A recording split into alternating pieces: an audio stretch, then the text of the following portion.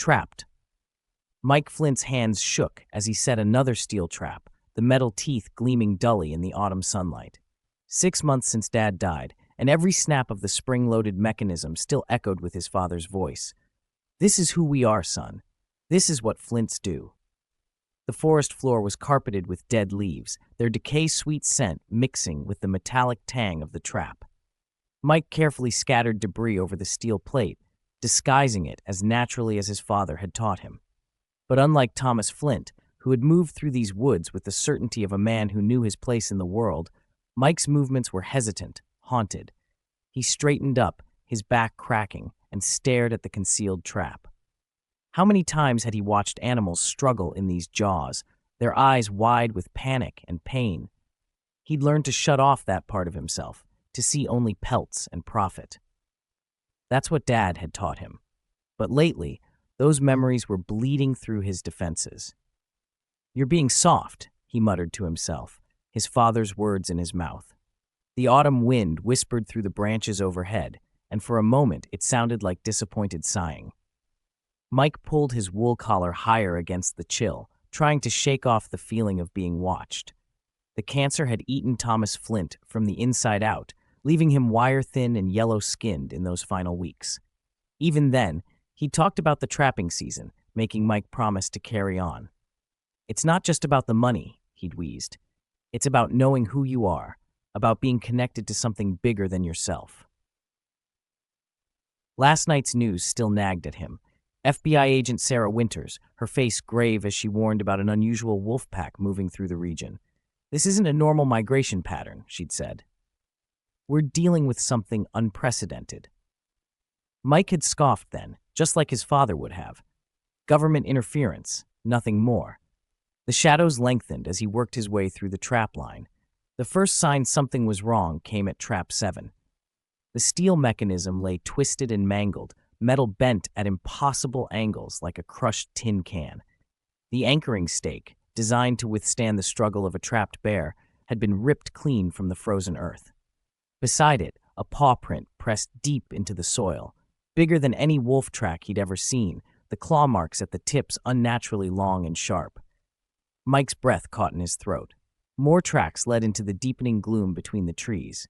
They weren't random. They formed a deliberate pattern, circling his position. A twig snapped to his left, then another to his right. Movement caught his eye, a flash of gray fur, a glimpse of yellow eyes watching from the shadows. The fur on the back of his neck rose.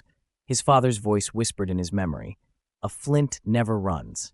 The first snowflakes began to fall as Mike spotted another shape moving through the trees, this one larger than the others. Its coat was pure white, nearly invisible against the thickening snow. It moved with purposeful grace, each step calculated. Mike backed away slowly, his boots crunching on fallen branches.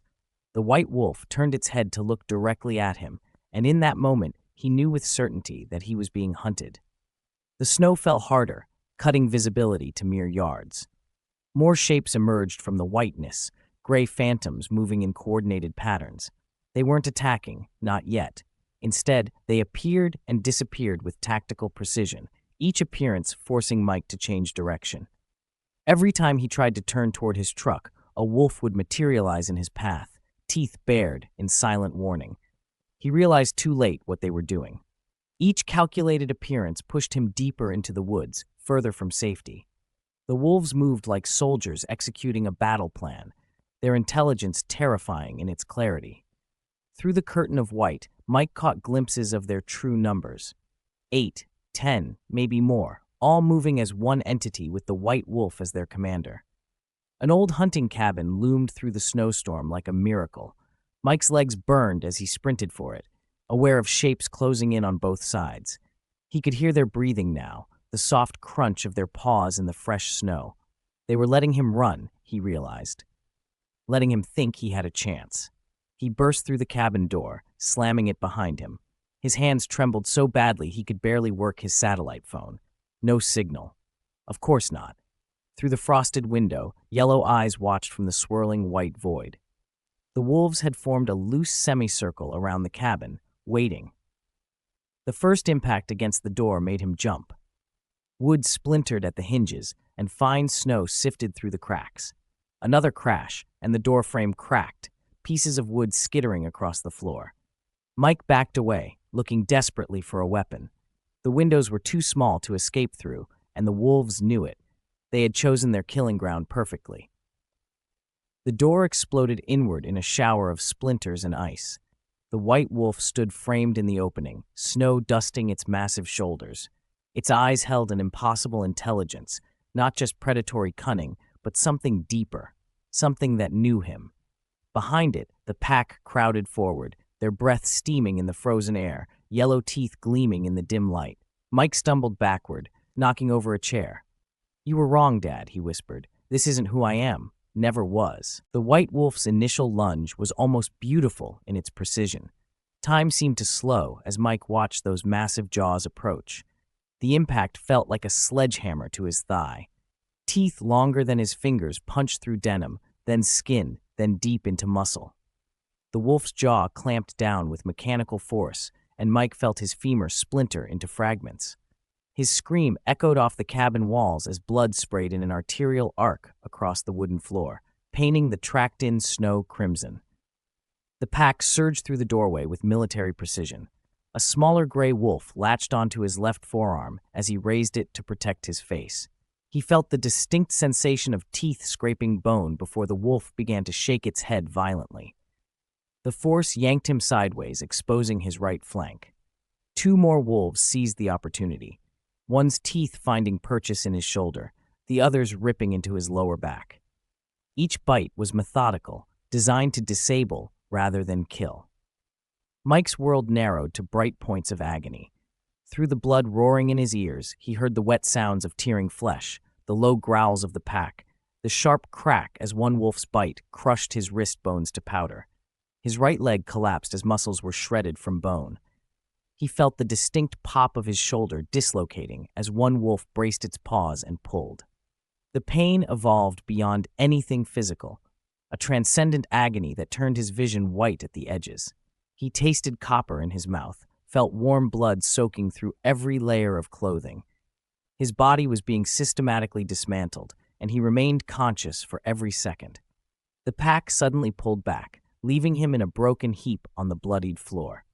Through swollen eyes, Mike watched the white wolf approach. Blood matted its fur around its muzzle. His blood. It studied him with almost clinical detachment, head tilting as if considering the best angle of attack. In these final moments, Mike's mind achieved a strange clarity. He could smell his own blood mixing with the musty cabin air, feel his torn muscles twitching, hear the wet rattle of his breathing. The white wolf's eyes held his gaze, and he saw something there. Not mercy, but acknowledgement. Predator recognizing prey. The killing bite came with unexpected gentleness. The white wolf's teeth closed around his throat with almost surgical precision. Mike felt the pressure build gradually, first against his skin, then through muscle, then finally around his windpipe and arteries. There was a moment of intense pressure, a sound like celery being crushed, and then a warm wetness flowing down his neck. His last conscious sensations came in fragments. The metallic taste flooding his mouth, the weight of the wolf's jaw against his throat, the cold floor against his back, the strange relief that it was finally ending. His vision tunneled to a single point, the white wolf's eye, watching him with that impossible intelligence as consciousness faded. The wolves melted away into the storm as silently as they had appeared, leaving Mike's cooling body on the cabin floor. Blood spread in dark pools across worn wooden boards, flowing into the gaps between them. Outside, the snow continued to fall, gradually erasing the wolves' tracks and covering the broken door with a clean white shroud. Behind the cabin, untouched by the violence within, Mike's final trap lay waiting beneath its blanket of leaves. Its steel teeth gleamed dully in the fading light, forever hungry in the gathering night, just as his father had taught him.